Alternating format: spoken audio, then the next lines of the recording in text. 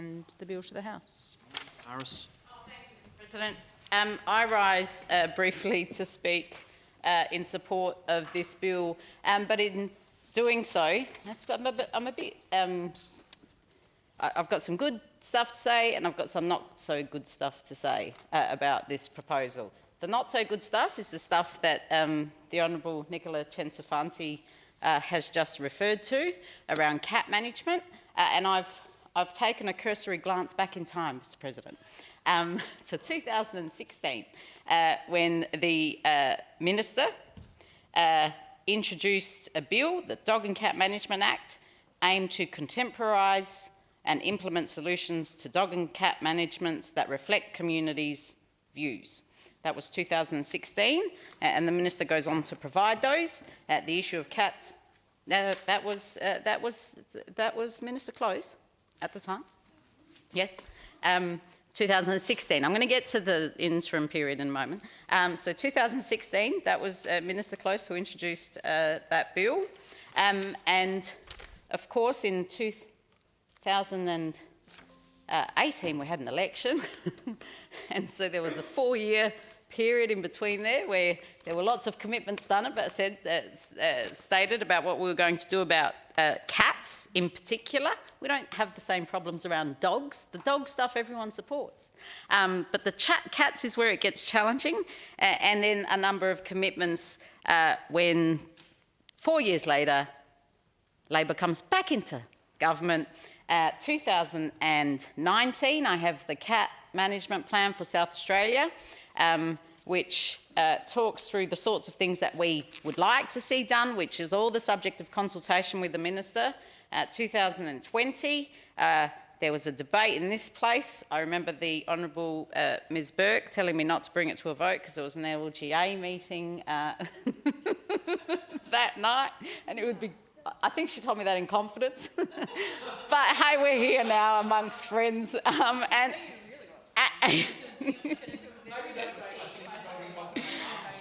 but notwithstanding, I don't remember what was happening, but there was an RSPCA piece of correspondence put to me in 2020 saying, please don't disallow those cat bylaws. We had lots of cat bylaws. You remember the notice paper? I'm sure the clerk remembers the notice paper being full of cat bylaws that were the subject of disallowance motions.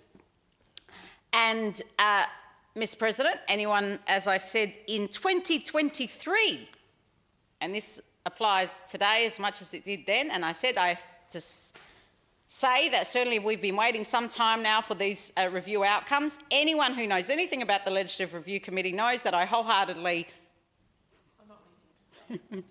welcome the Dog and Cat Management Act review, although I have not read it yet. I hadn't read it.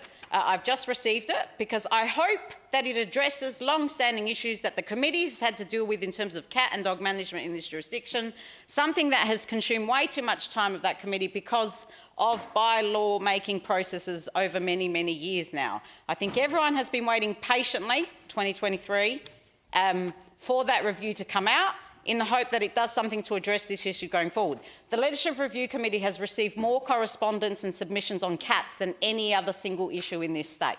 That's fact.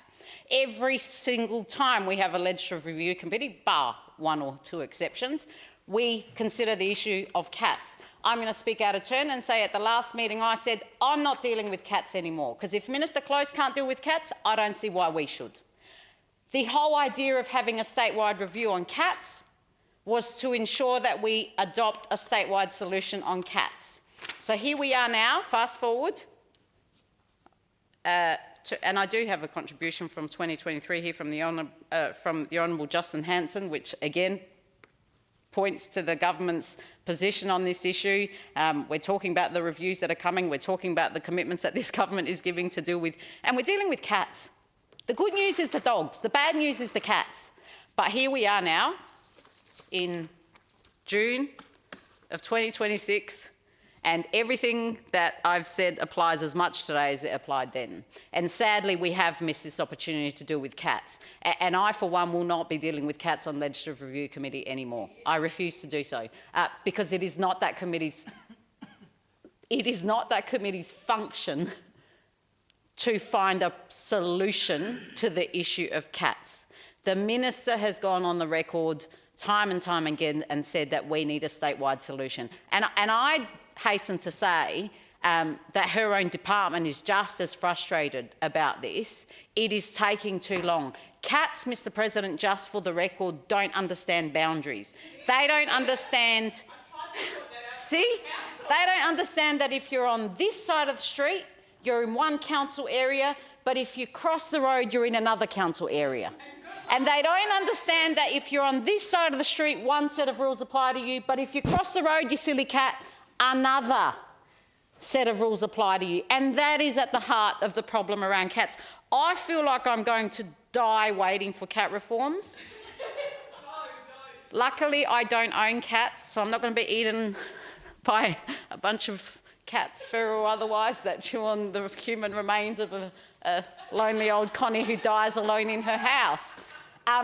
But seriously, Mr. President, and in all, I'm not suggesting that's what happens to lonely old women with cats, but it could be a dog. But I am suggesting that the time has well and truly come. These changes, just from 2016, if we're going to be serious, we've been having these discussions well before 2016. 2016 was the year when we were going to really, get things into line. It's 2026. We've been through all the reviews we've had to. I know that there are people in the department who are doing their level best. I understand that this is not an easy issue to address, but it can't be that hard, Mr. President. We've resolved some pretty big issues in this place. We dealt with the wireless steelworks, for God's sake, and we're still trying to figure out how to deal with cats.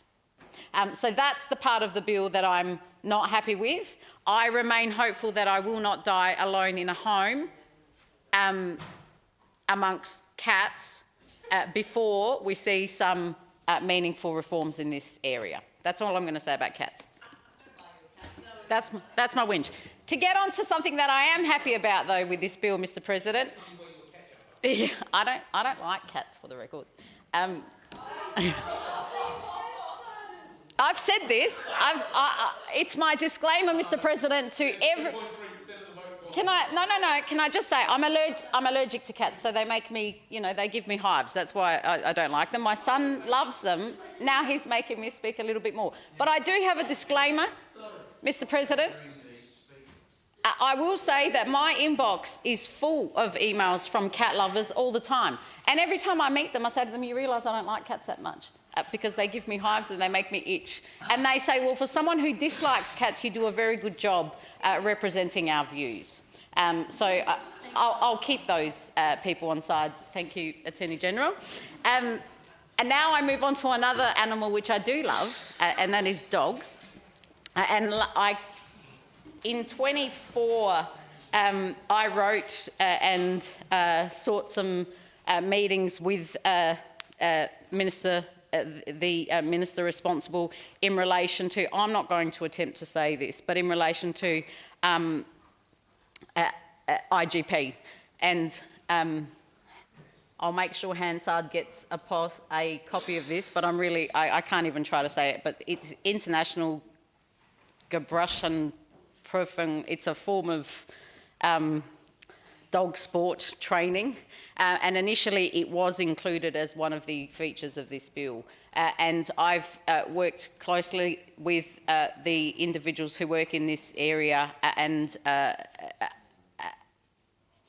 tried very hard to ensure that they were indeed exempt from some of the provisions that are in here. I'm very, very pleased to say, and I'll take this opportunity to just mention Dr. San Pedersen, working German Shepherd and Dog Sports Club of Australasia, Mr. Phil Triandafalou, President of Working Dog Federation of Australia, Mr. Matthew Heyman, President of Adelaide Sport Dog Club Incorporated, who first raised this issue with me and who I advocated with in relation to ensuring that these dogs weren't included in the realm of issues that we're canvassing here. I had the good fortune of going out and allowing one of these to see how this dog sport works in practice. I had one bite onto the leather grip on my arm, and they're exceptionally talented animals, and so I'm very, very pleased that the Minister on the 3rd of the 9th in 24 wrote to me. I will seek leave to table that letter, Mr Acting President, indicating that the dog sport in question, the IGP dog sport, will be excluded from the definition of attack trained dog because they're not attack dogs. You're seeking leave? I am seeking leave, Mr Acting President. Leave is sought. Is leave granted? Leave is granted. Thank you. I do note that instead what we all agreed was that there would obviously be guidelines that councils have for consideration of relevant dog history involved in attacks that can be recorded. So if there is a dog attack and the dog in question happens to be, we don't anticipate that it will be, but it happens to be an IGP trained dog, and that will be duly recorded so that we can actually keep track of dog attacks and indeed ensure that there isn't any increased risk of IGP trained dogs being involved in these sorts of attacks. I haven't had a single case raised with me where one of these dogs has been involved in an attack, and the bottom line is, as I said, people actually invest a lot of money in these dogs, Mr Acting, a lot of money in these dogs, and they treat them as family members. They are very well looked after, they're very well trained, but they are certainly not trained to be attack dogs. So I'm pleased with that outcome, exceptionally pleased, and I'm very thankful to the Minister and her department for taking this issue on board, for sitting and listening to the representations that have been made, and for ultimately excluding them from the remit of this bill as was originally drafted. I do note that Victoria is looking also at this issue and I think is looking patiently to this bill passing in South Australia, so before they consider similar reforms in their jurisdiction in relation to their animal welfare laws or their dog and cat management laws or whatever they're debating at the moment, but specifically in relation to the treatment of IGP dogs and ensuring that they are appropriately labelled for what they are. So with those words, Mr Acting President, I thank the Minister for all her collaboration and